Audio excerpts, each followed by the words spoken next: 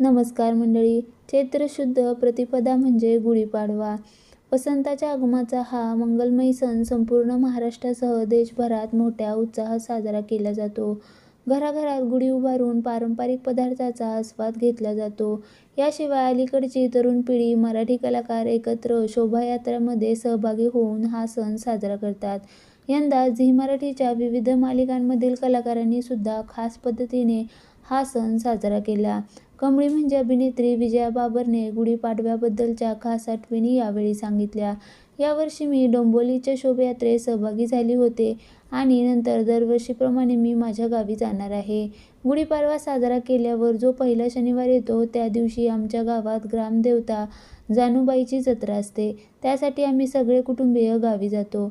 मागच्या वर्षी मी जत्रेसाठी गावी गेले होते आणि बरोबर ज्या दिवशी देवीची जत्रा होती त्याच दिवशी मला कमळी मालिकेसाठी कॉल आला होता.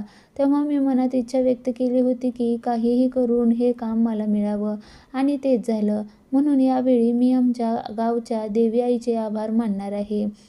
आमच्याकडे आजी गुढी उभारायची. मी सातारची असल्यामुळे घरी पुरणपोळी, गुळवणी, कटाची आमटी असतेच. मला ढोल ताशा पथक खूप आवडतात म्हणून शोभायात्रेबद्दल मी कायमच खूप उत्सुक असते, असं कमळीनं सर्व चाहत्यांना सांगितलं. याशिवाय अभिनेत्रीने सर्व प्रेक्षकांना गुढीपाडव्याच्या शुभेच्छा सुद्धा दिल्या. दरम्यान कमळी मालिका दररोज रात्री 9 वाजता झी मराठीवर प्रसारित केली जाते. यामध्ये आता लवकरच प्रेक्षकांना अनामिकाचं भयानक रूप पाहायला मिळणार आहे.